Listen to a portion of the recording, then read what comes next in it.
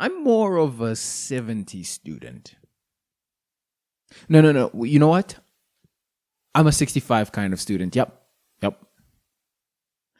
Actually, 60s. That's me. Yeah, 60s. Maybe I'm a 55 type of student.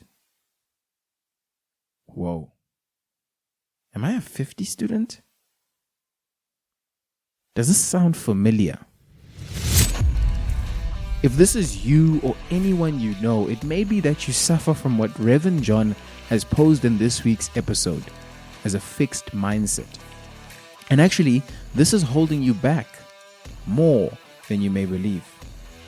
Revin and I chat about a fixed mindset versus a growth mindset. We also chat about honoring your gift, why aiming for money leads to burnout, achieving balance in CTA, and so much more. Revin is such a man of character, and it really does show in where he's come from to where he is today. His story is one that inspires me not to settle, and one that makes me believe that with hard work and time, almost anything is possible. You're going to love this one. I love this one. Enjoy. Hello, my aspiring chartered accountant. Today's pre-episode segment is slightly different.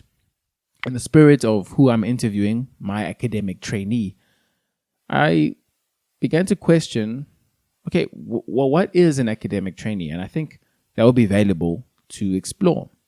So I went and I did some research, and I think it will be great for you guys to know. So an academic trainee, as you've seen your academic trainees, if you have one, is someone who in their first year of articles, so after your 4 years of study, in the first year, you go back to your university or back to a university and you are a junior lecturer effectively, where you help with tutorial sessions, consultations, admin, marking, various lecture-related activities. But you also have time to do a extra bit of study where you can pursue a master's and you can get more technical competence in any given area. It could be in your finance, your corporate finance topics, tax, audit, financial accounting. It could be anything you want.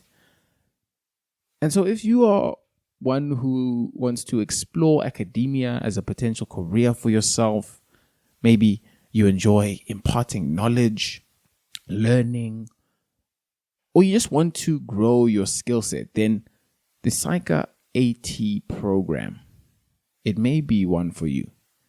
If you want to find out a lot more about it, there is a fantastic LinkedIn article that lays it all out that will be linked below in the description. So with that, on to the episode.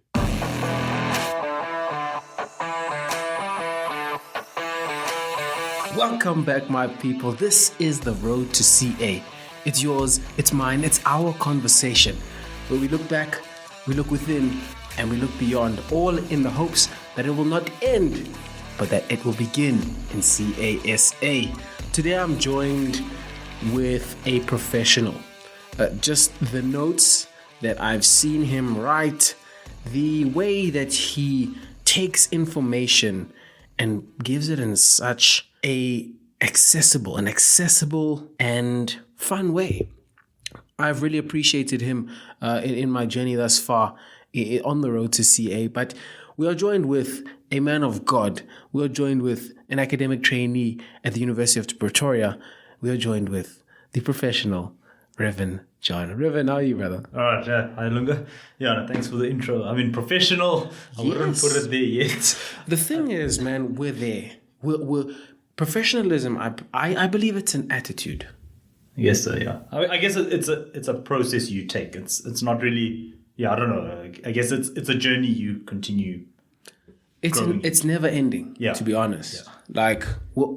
And this whole idea of a professional, I know it's daunting a little bit, but if you think about it, you pitch up every day. you do the job, you do it well, you don't skip, you don't coast, you do it fully. So in my mind, if you do that, you're a professional. Fair enough. That's my thing. That's a good definition to it. I guess, yeah, that's the thing. Elements of that is what builds you to become the ultimate professional. I guess it's a general thing I also say. It's like, I guess professionalism, it's not really something, it's not a goal. It's not like a stage where you reach it, but it's something you continuously build on. And I think it's a general like principle I realized with me, or like how I also like to take things. It's like never see things as this is just the end goal, but just see this is an ongoing process. Because I think that personally helped me a lot. I'd say especially like on the spiritual side of me, it was, again, I realized like one thing even with me, like how I was able to grow a lot is I stopped having this thing of, okay, I've attained. I've been baptized. I've done this. I've done whatever, and I've reached my peak. Like level of where I should be. And then I think the risk with that, when you're saying I'm done with this, is it sort of can lead to a level of sort of not arrogance, but it's this thing of, okay, I've accomplished everything. You're less likely to put any effort going on. So I think even with that, any pursuit you're going on with, see it as an ongoing pursuit. It's an ongoing journey, not a destination. And when you mentioned that whole mentality that prevents you from going beyond, you mentioned this idea of a fixed mindset. So Carol Dweck, she's like a neuroscientist. Yes. You know the fixed mindset, growth mindset. Definitely. That was one of the things I remember. It was in first year when was our FRK lecture at that time. Financial accounting, for those who don't know what FRK is. Yes, or RRP for the new UP guys. But I remember that I think actually helped me a lot in terms of mindsets and things. Like I remember on the Fridays she used to present these like people skill sessions, and it was online videos and things. So I mean, whoever did like tap on the videos and watch it. So obviously it wasn't compulsory sessions, but I don't know, those things definitely added great value to me. And she did talk a lot about this fixed and growth mindset. And it was, I think after adopting that, I actually realized how I can apply it in so many different spaces in my life. And it just helped me a lot to grow and like unlock a lot of potential I never thought I actually had inside of me. Sure. Unlocking potential. This idea of a fixed mindset and growth mindset, can you explain it to the audience? So the fixed mindset, I'll start off with fixed mindset. So fixed mindset is more of this thing of, this is me, I can't do anything, I'm limited to this. It's sort of, I'd say it's that thing of staying in your comfort zone. It's more of, I can't do this, I can't do that. I'm this level IQ. Yeah, I'm that, or you let one setback and then you just let those things define you. Growth mindset is more of it has that more enduring or persevering nature in terms of, it's I can do this, I can work towards this. Yes, I'm not there yet, but I will get there soon. It helps you a lot to go out there to, again, see, like, it allows you to explore a lot about yourself. And I think, sort of challenges you to explore new opportunities. And that's the thing. I guess we shouldn't also get to the other extreme of growth mindset in terms of I can just do whatever I want. Yes, there's also inherently, there are parts of us where we aren't well graced with, and there's some parts that we have been very blessed with. But I think it's about identifying what are those gifts that I was given, what are those gifts I was born with, and how can I actually be fruitful with it. And I think that's the thing. So it's especially that growth mindset, it's important in the start when you're young, trying to use it to establish and find what you're good at. If you're like, okay, I don't know what I'm good at, because that was my thing. I mean, even with me, like in high school, you're trying to like write your CVs and you're like, okay, what did I do? I just played cricket. I mean, I was I was good here and there with some subjects, and then you look at those CV examples and you're like, wow, look, some guys are like, they're provincial level this, they're national level that, they're involved here and there, and then you're like, wow, what am I? I'm just like a basic person. And I realize most students sort of feel like that, because you're like, what have I done? What am I actually doing that? And I think it's just a big reason is people don't actually realize what their gifts are, what their callings are, and I think that's what having a growth mindset is. It's about exploring the different things. Yes, some things you might not like it. It might not be something that resonates well with you, or something that naturally flows with you. Then I guess that's totally fine, because I think that's the toxic side with growth mindset. But I think having that good balance between the two is the key, just like with most things in life. So this book by a management consultant, a very famous former management consultant, he passed away, but he was a Harvard Business Review writer, and he consulted governments and consulted listed entities. He was a big guy, Peter Drucker. Mm-hmm. He wrote this book called Managing Oneself. Mm.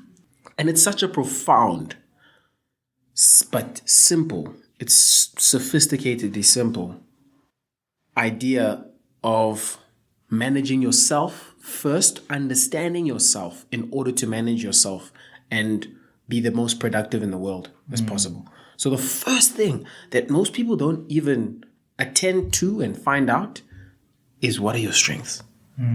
We think, especially with the school model, it teaches us that, you're getting 50, so you need to study, you're getting 50% wrong. Even when you're getting 70, you're getting 30% wrong. And so we're always focusing on how can we improve, or what are we bad at?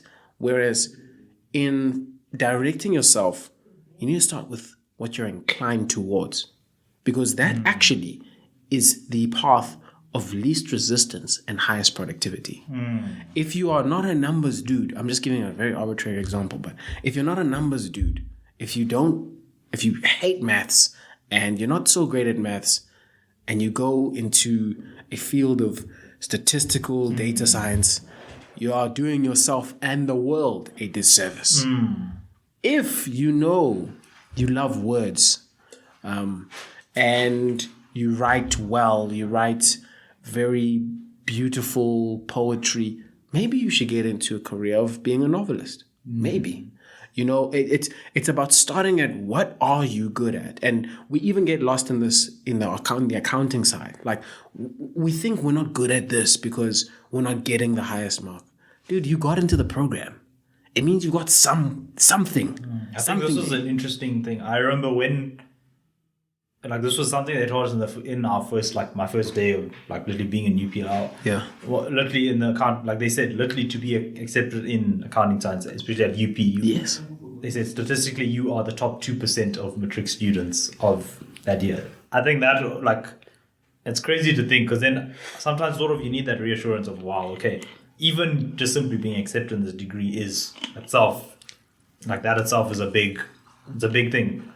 I think it's easy to devalue it, but then you look at the bigger picture and you're like, wow, okay, it's not something everyone's just has. But I think what you said there is very good in terms of using it to identify what's good or bad, what your strengths and what your weaknesses are. And that's why I think this fixed growth mindset is very crucial in the start. Because as you said, the bad side of it is you're someone who's very linguistically gifted, or that's your strength. But now you're not good at maths, and now you can easily be a person, no, I need to have a growth mindset. I want to be that's toxic. Actuary. Yeah. You end up, and that's the thing, you end up going after things that you aren't really graced with. But that's why I say it's important to know these things in the start to establish what should I actually focus on. Yeah, it's pivotal. Let's go back. Let's go back in time, because obviously now you're an AT, so you've been through stuff. Where did CASA enter the vision? So it started, it started in high school, obviously, but I'd say this with me, accounting was one of my favorite subjects. It was definitely, things just made sense to me, because I realized one thing in high school, you'd see accounting, either it clicks and everything's nice, or you flunk it and you get 20%. And this idea of a credit and a debit. Yeah. What is a credit? What's a debit? I remember, because it was just a thing. It was either it was weird, grade 8 or 9. It was things of either you get me and my, between my friend groups, either we get 90 to 100%, or you get 30% below. There was nothing in between. Either you get it or you don't. But I think that was obviously, yes, accounting. It was a subject I enjoyed. I enjoyed business studies. That made sense to me. And I don't know. I think like I wasn't really fixed and certain about okay what career and things I wanted to go into, and yeah, I don't know. I like these were obviously my interests. I could see myself in this space, and then I mean I researched on the CA thing, and I think for me, like I learned early on, especially from other like friends and family of mine, don't take any degree for the money, which is a big risk that many people fall into. And hence, I think that's the biggest reason why most people actually burn out in the accounting science journey is doing it for the money. And I know people personal to my life that thought of that or that went that route and it didn't really work out for them. And you could see it's like, again, it's that fixed growth mindset thing. But I think the mindset was more on, let me chase that bag and get there. But at the end of the day, something that requires this much time, this much passion, commitment, discipline, money, it can never be the ultimate motivational drive. So I think that was something I was well aware of. And I think also seeing those like friends of mine struggle like that and how like not performing academically affected the rest of their lives. I think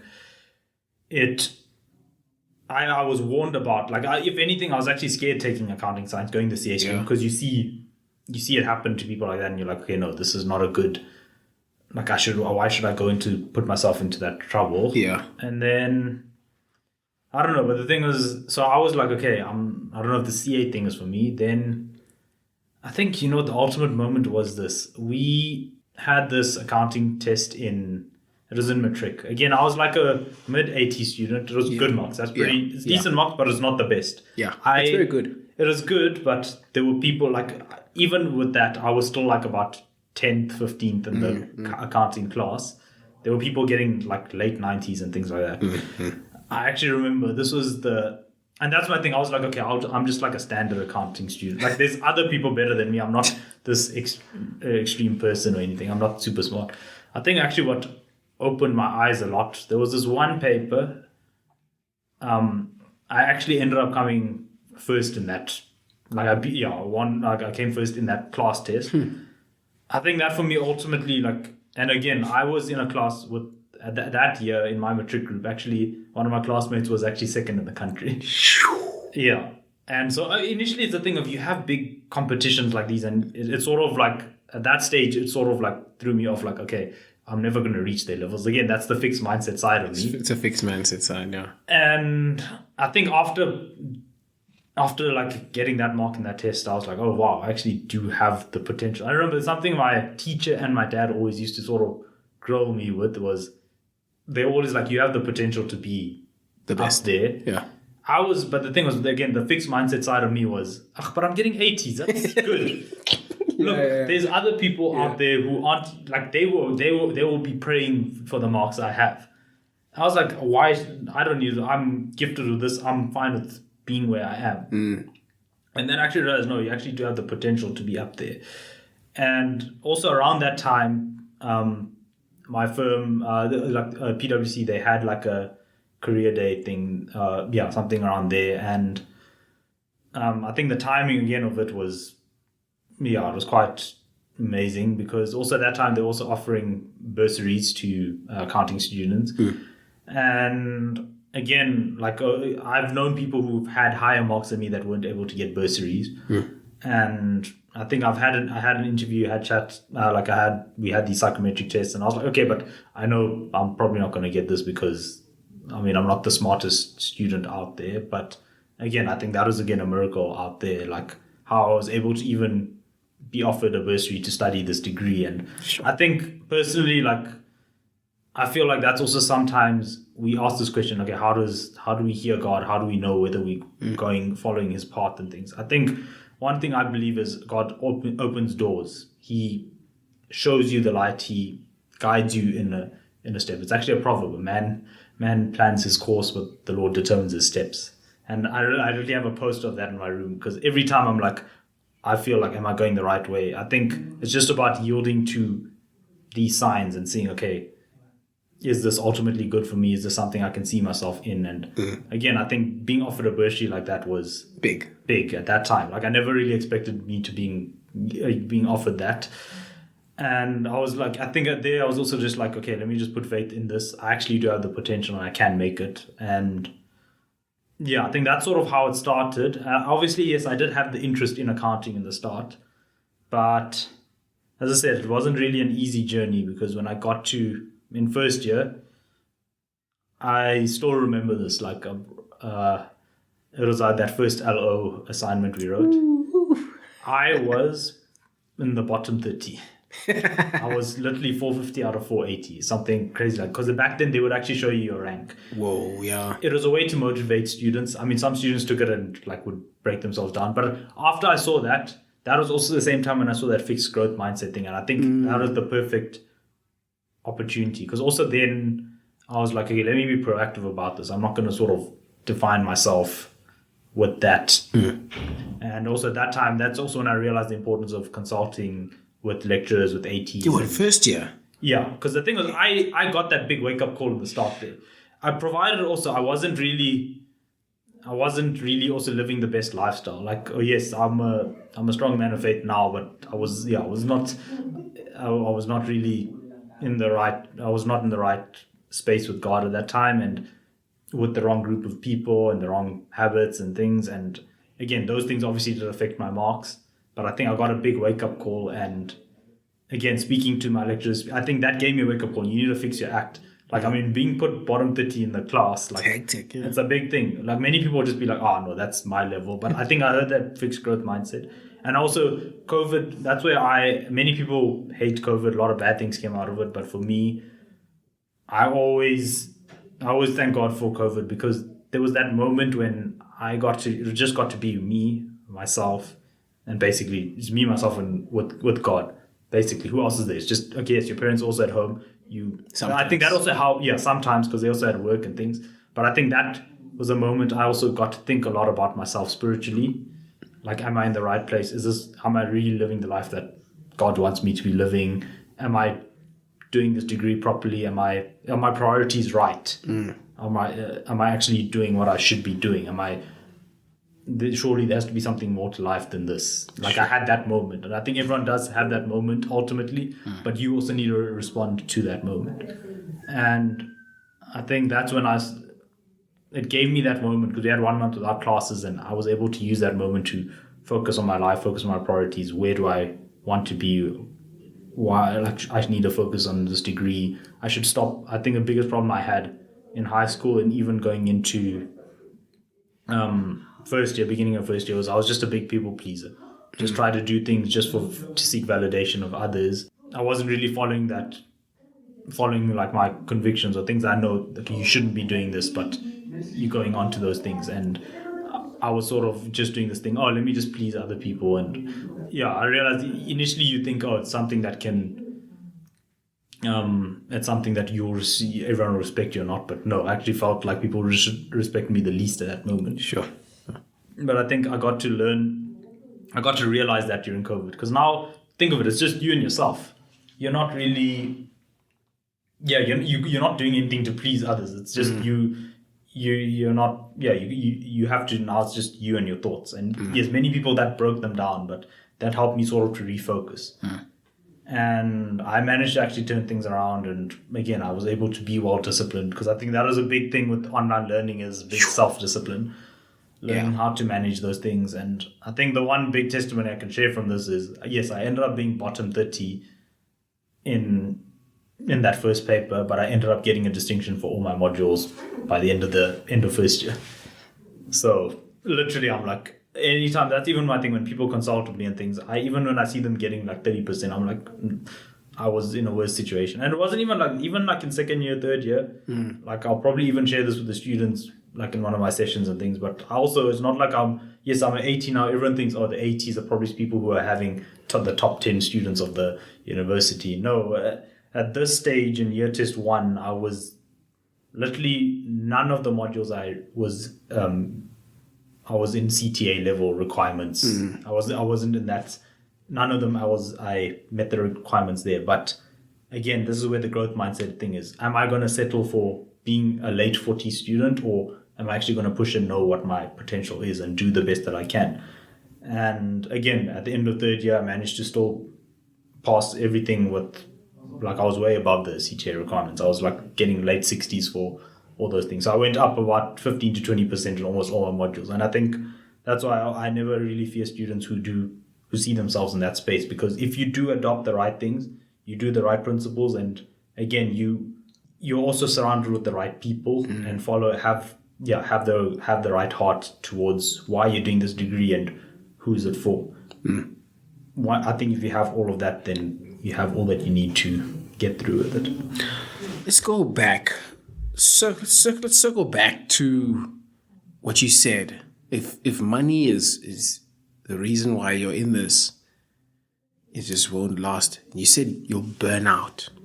You know, I've recently saw. Obviously, I'm no expert, but I saw that these experts in neuroscience, the study of flow specifically. So flow state is that in the zone space where exertion is effortless and you're just doing whatever it is, whatever the work is, whatever the activity is, just so smoothly, almost like on automatic. These guys that study flow, they actually have a scientific definition of burnout. So I'm not sure of what the exact science behind it is, but one of the key factors that contribute to burnout is not having clear and worthy goals. And in my head, when I think about this whole thing of money, when money is a goal, I see a lack of substance because money is nothing. All money is a means for something. So money can buy you a service. It can buy you the material, the car, the status, whatever it is you want. So that's what money is. So when your goal is money, it's a very nebulous goal. Like, what is this thing that you want? So then you're not clear about why you're studying today. You're not clear about what this capital budgeting thing is going to do. It essentially means nothing. And when you work for nothing, you're in this state of futility, you'll burn out. I think that's the thing. Like, yes, I mean, I think I've seen, sometimes, yes, the money is like, if we're like totally honest, yes, it's a small factor in many of us, why we do certain things. The thing is, it's not about the money. It's never about but I think, money. no, that's what I'm saying. It's not yes, money is a factor, but it's what we do with the money. That's exactly it. That's the key thing. And I think people who have that drive, that's why I see like some students who are like, okay, I want to earn this money so that I can help my parents who made all these sacrifices. That's a better drive than just saying, I just want a lot of money, splurge it on cars or whatever it is. The thing is, right, some people are motivated by material things. Some people love like the jewelry, the way it shines. Like some people actually love those things. So I'm not going to moralize and say it's bad that you like cars. I don't think it's no. I'm not trying to say. Okay, yes, we are. Materiality is a big thing, and I'm not trying to say like now I'm the saint that doesn't like. Yes, material things. Even I sometimes would like to buy certain things. I'm not trying to say that, but I don't think it should be the ultimate. It shouldn't dictate our lives and the decisions we make. It shouldn't be the ultimate drive, because I think that's when you risk falling into idolizing those material things. Yes, that's why I say money is still an important thing, because as much as it's a means to get to things, it's a good standard to see, okay, what are we aiming for, what do we want, and that's why I'm not saying yes, money. Again, it can, if you have the wrong intentions or motives behind it, that's what I realize what causes that burnout. But I think if you have the right principles or values in terms of why you want to get there and how it'll help you, that'll help you to push much further on. Because I think just a quick thing with the materialism thing is, I think this is ultimately why people burn out with money. Yes, you'll have this, you see this You'll get expensive jewelry, you'll see this expensive gold necklace, you'll be like, oh, wow, if I have that, I'm fine. Then you get that, now you see someone with like a nice Mercedes, you see like someone with a nice Mercedes AMG, and you're like, okay, no, but I want that. Once I have that, I'll be fine. I think that's a risk of materiality, not the auditing one, but the real life one. That's the problem. I think that's why I also don't see it necessarily as something that you can necessarily set like goals to life with, because it's something you're ongoingly going to chase, and I think that's when people end up like chasing a bottomless pit, basically. It can be a bottomless pit. Can be. Let's- I'm not trying to say now it's all bad. It can be bad. Yeah. So let's go to a potentially dark place, a place that for some, they wouldn't like to go back, and for others, they wouldn't like to go to, but they have to, and that's CTA. You've been through it. It's commonly a very tough period, but everyone has their nuanced take on it and their experience of it. What was yours? Okay, yeah. So I mean, when I heard dark thing, I was like, what is this possible? Then you said CTA. Dark. No, I heard CTA, then I'm like, what? Oh, okay, no, CTA, okay. So it wasn't that bad for you. It's weird because yes, for me, I can personally say my CTA experience wasn't the same as everyone else's. It was a difficult year.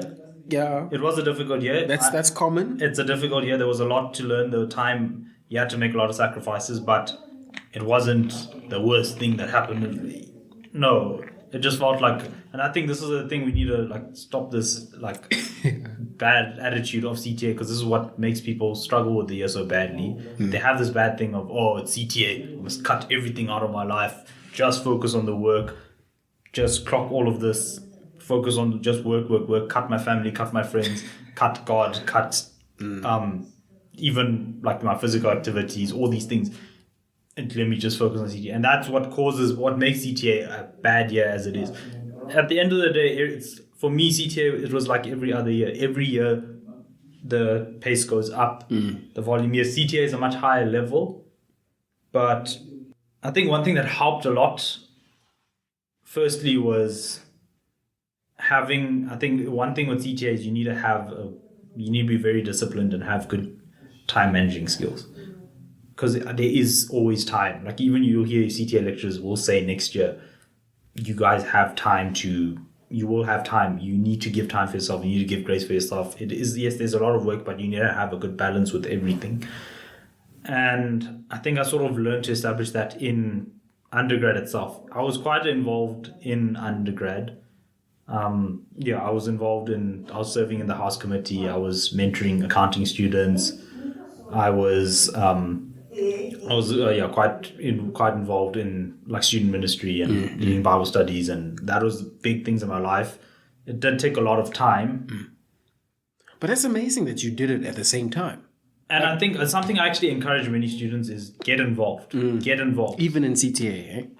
Even in CTA, but within reason? Yeah, within. I think, yes, that's my thing. I wasn't as fully involved. Yes, I stopped serving in house committee in CTA, but I still carried on with ministry and things. That's a great example of something that you don't stop. Yeah, I realized, because initially I heard people saying, drop this, it's going to be... I think, yes, I didn't commit as much as I did in the previous years. As much, yeah. But I spoke to my leaders, spoke to my pastors and things, and he was totally cool. He said, yes, I understand this phase you're in, but the reason why I even felt that conviction, don't cut it off, is this is something that's adding value to your life. And you'll hear this from your lecturers next year in CTA. They even say this: don't cut out things that are actually adding value to your life. And I realized this, yes, feeding myself spiritually and also sharing the word to others, that was something that filled my soul a lot. And it also helped me to find peace in CTA, realizing, you know what, there's actually more to life than just IFRS and ISA and all these, VAT and all these stuff. There's more to life than these things. And even when, yes, a test doesn't go as well expected, you're like, okay, this is still part of the process. And what helped me to maintain so much peace, it's very hard to comprehend, but I mean, I have to be authentic, I would say it was definitely my faith got me through it. It was me trusting God and me building that foundation helped me to get through. I know many people will be like, how does it work? It's a weird thing because, yes, the Bible also talks about it in Philippians 4. It's saying that peace that surpasses human understanding. I don't know how to explain it. And I know when if I do say it to someone who's not really religious, they'll probably cringe at it. But that definitely was the biggest factor. Because, yes, I look at how CTA was, how many people describe it, and I'm like, why didn't I feel it like that way? I don't think it was down to my strength or my willpower, because I know other people who were also very involved and did the same routines and habits as me, but still crumbled along the way. I don't know. I think that's why I'm very like vocal and strong and devoted in my faith. Is I know what it's done for me and how it's helped me, and it's something that guided me throughout the journey. And yeah, I think it just helped me even when a test didn't go well. Like, it's not like I was passing throughout the whole year, but I think I realized, okay, no, there's still something better in this. Still trust what is going through. I'm doing the best that I'm. So I think that's the thing. You also have that balance. You need to do the man part and also trust in the God part. Because yes, I still did put in the hours. I still worked what was expected of me. I consulted. I revised the topics. I did questions properly. I consulted with the lecturers. I attended classes and made my notes. I did all that part. But at the end of the day, I think that's where many CTA students crumble, is like, is this enough? Should I be doing more? But I was just like, you know what? You've done your part. Put it into the Lord's hands. And no, man, you said some people might cringe, but at the end of the day, what I really want to provide with the show is that your truth is your truth. And that is the highest probability thing that will change someone's life. This might not speak to everyone. In fact, it won't. But it will speak to that one person who needed to hear that thing. Exactly, yeah. Who needed to hear that they need to have faith. You know, whether you're religious or not, maybe someone needed to hear it that's agnostic. You know, it's about, at the end of the day, there's certain truths that will always touch someone. Certain truths that will always touch someone. And I think most truths, man, like, so don't worry about it. Yeah, no, Truly. No, that's why that's what I also realized. Like, that's why I'm very. That's why You're vocal about it. Yeah, I'm very vocal about it, because at the end of the day, yes, I know what the truth is, and I know if it is really the truth, and it will touch you eventually. It's not my job to go and try to force it down your throat, and that's not my intention in any case. But truth will always reach you, whether it's now, whether it's in 10 years' time, whether it's in your last moments of breath. Exactly. And you know, a big lesson that I'm learning is so I've been in some part-time teaching, and I've realized there's really no such thing as teaching someone something. There's only such a thing as them learning it. So we put these things, what I'm realizing the value of content is you put hopefully valuable and high quality content. You put stuff into the ether for those who are ready to receive it to grow. I'm not doing this because I know you're going to take this advice. No. To be honest, I don't know much. And the more I get to know, the more I find out that I don't know anything. So I'm just going to try and have amazing minds come on the pod, give their truth. And in so doing, maybe someone will take something from it. Exactly, yeah. So, Revin, just a closing word. If you were to gaze into a crystal ball and speak to Revin back in the day, Revin back in first year, Revin back in high school, what would you say? I mean, I think I did talk about it earlier. It was, again, stop trying to please people and know your greater purpose. Seek your greater purpose. And yeah, I don't know. It's easy for me to tell yourself that. But remember, I am the person I am now because of the journey I've made. And that's why, I don't know. I don't know about the thing of looking back, because, again, I wouldn't have been in these same experiences. I wouldn't have learned these same things if I probably didn't go through them. But I think that is one thing I would probably tell, because I think that's when I realized that moment in first year, when I had that moment in lockdown, where I sort of had to humble myself, and I had to like rethink, okay, why am I here? What am I doing this for? That sort of changed my whole mindset and attitude in life and how I did things. But again, I don't know why. It's easy for me to go and argue, why did this only happen in first year? But I'm like, it happened then, and I don't know. I can't really. That's what happened then, and this is where I am now. And who knows what the future holds? But I guess it's just be faithful with what you have. That's also my policy with life nowadays, because that's how I'm also taking things. Like, many people ask, what do you want to do in 50, 20 years, all these things. Do you want to be a CEO?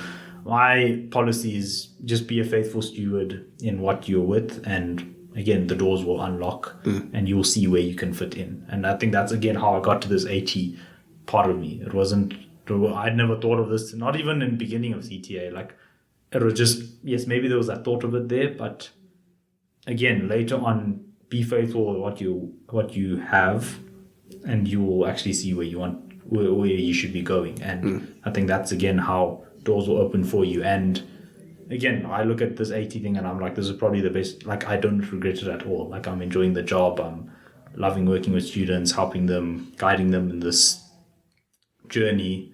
Because yes, I'm not like the perfect, most smartest student, but I can resonate with both sides of the spectrum. Because yes, I know what it is to be there, but I know how I got myself up there, and I also want to share people that journey. That yes, it's not just the end of the road when you failed that one test. Because yes, I've been on both sides and I know how to get there to the end. For me, that's my ultimate thing. I love working with people. I love helping people and empowering people. And I think that's what key reason why I did choose to be an AT. And yeah, I think it's just helping those students also to get the best out of them and help them in this journey so that they can reach their full potential. So yeah, and I hope that's something I can also do in the rest of my life in the different professions or careers or areas I'm in. If you want, stop people pleasing. If you want, it's up to you. It's up to you. But people please maybe as part of the journey that you are on.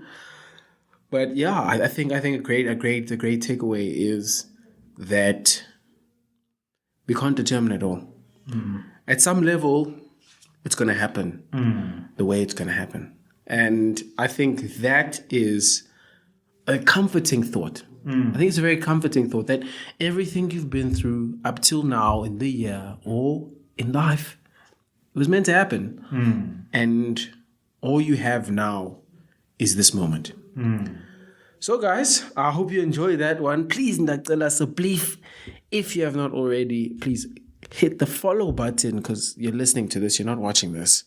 But I hope that it does not end, but that it begins in CASA. Thank you, Reverend Brother. Cool. Thank you so much. Thanks for having me.